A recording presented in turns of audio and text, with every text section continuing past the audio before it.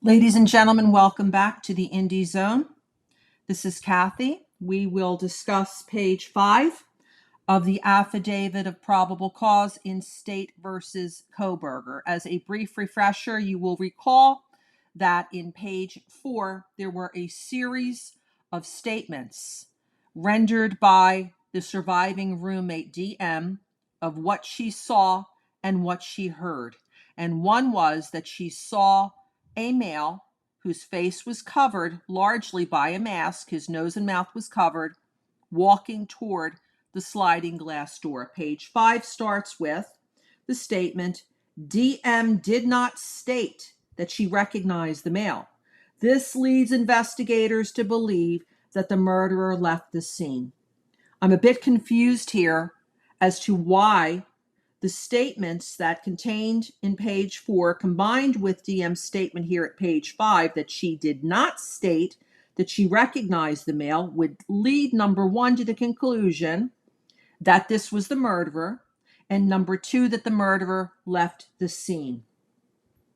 Nonetheless, the affidavit goes on to state that the combination of DM's statements to law enforcement, reviews of forensic downloads of records from BF, who is the other surviving roommate, and DM's phone, that is singular, not plural. It does not state BF and DM's phones here. It states BF and DM's phone.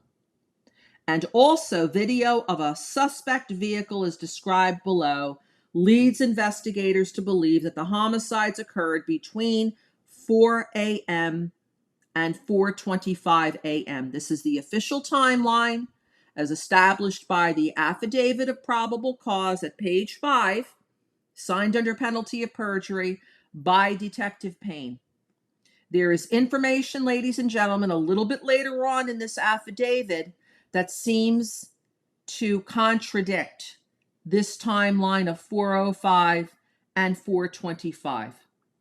In any event, page 5 continues to describe the fact that during the processing of the crime scene, investigators found a latent shoe print located during not the first but the second processing of the crime scene.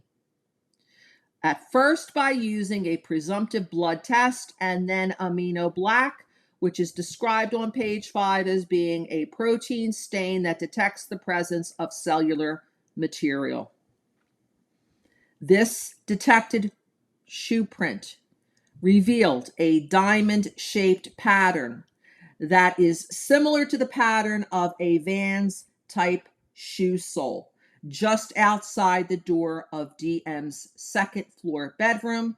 Detective Payne then states this is consistent with DM's statement regarding the suspect's path of travel.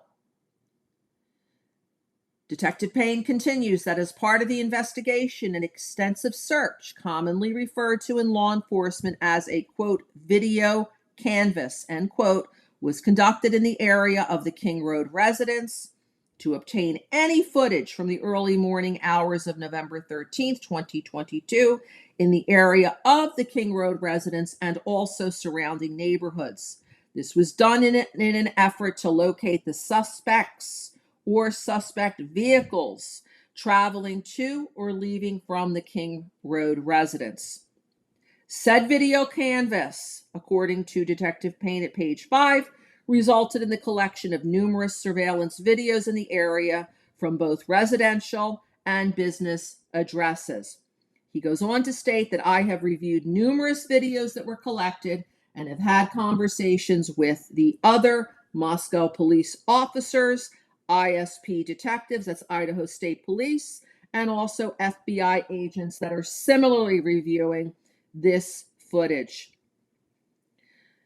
He goes on to state that a review of camera footage indicated that, quote, a white sedan, which will be hereinafter described as, quote, suspect vehicle 1, end quote, was observed traveling westbound in the 700 block of Indian Hills Drive in Moscow. This concludes our analysis of page 5. Please join us next time when we will discuss page 6. This is Kathy. You have been listening to the Indie Zone. Thank you.